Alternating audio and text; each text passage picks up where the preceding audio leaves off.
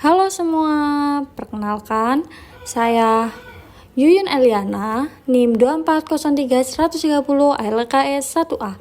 Di sini saya akan membahas tentang soal UAS praktek. Mari kita simak secara bersama-sama.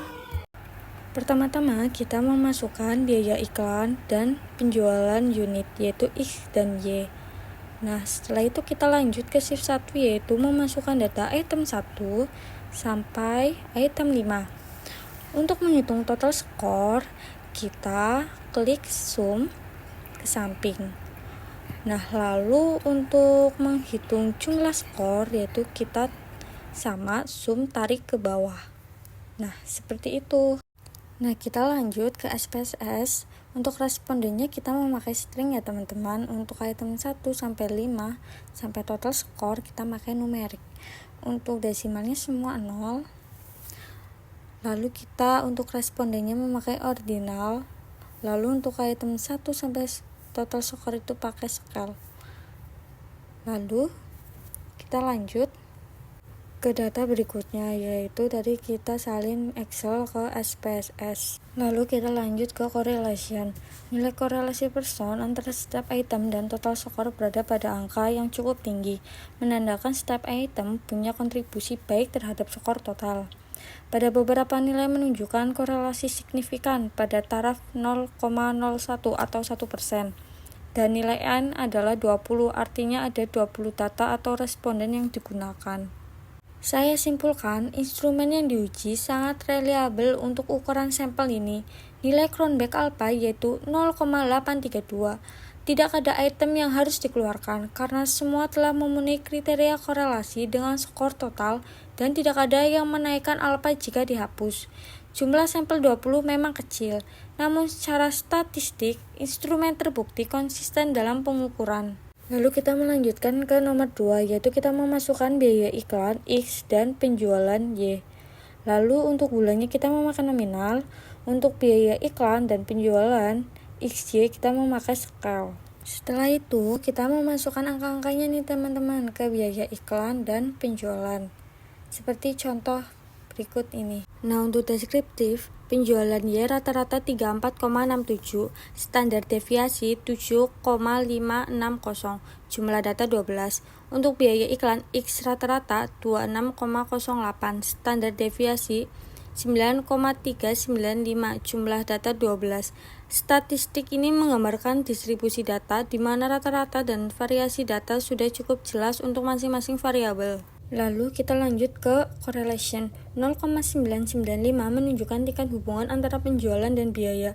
Nilai ini sangat tinggi mendekati +1, artinya terdapat hubungan positif yang sangat kuat antara biaya dan penjualan. Jika biaya meningkat, penjualan juga cenderung meningkat. Signifikan 1 Tailor 0,000, nilai signifikansi uji korelasi.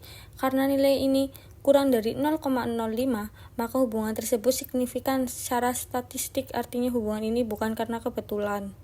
Lanjut ke variable entered removed. Dalam model regresi ini, variabel biaya iklan X dimasukkan ke dalam model untuk memprediksi penjualan Y dengan metode enter. Artinya, biaya dianggap sebagai faktor yang mempengaruhi penjualan dan analisis dilakukan untuk mengukur seberapa kuat pengaruh tersebut.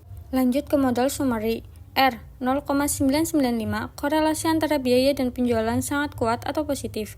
R square 0,990, nilai koefisien determinasi, artinya 99% variasi dalam penjualan dapat dijelaskan oleh variabel biaya.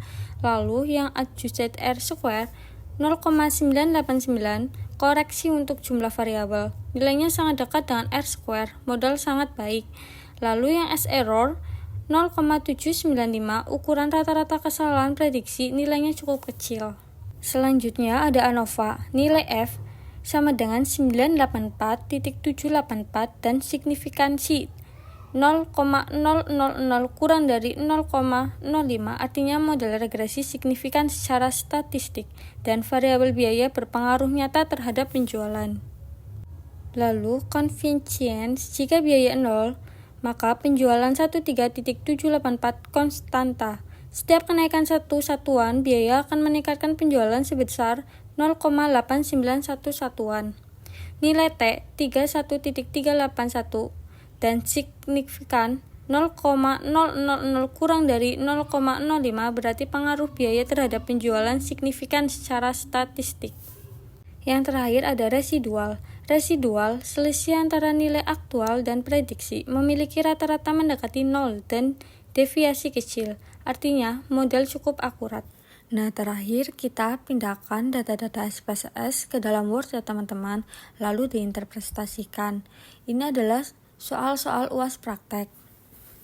Nah, lalu model ini nih cukup baik ya teman-teman karena dapat dijadikan dasar yang kuat untuk pengambilan keputusan.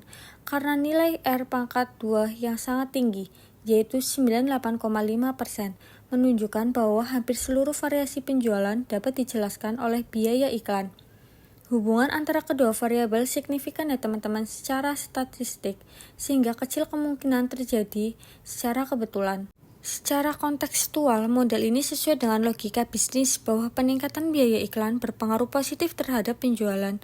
Namun, meskipun model ini sangat baik, sebaiknya perusahaan tetap memperhatikan variabel lain yang mungkin memengaruhi penjualan. Misalnya nih teman-teman kayak tren pasar, kualitas produk, promosi tambahan, agar keputusan yang diambil lebih akurat dan menyeluruh. Sekian dari video saya. Jika ada kesalahan, mohon maaf sebesar-besarnya. Terima kasih. Goodbye.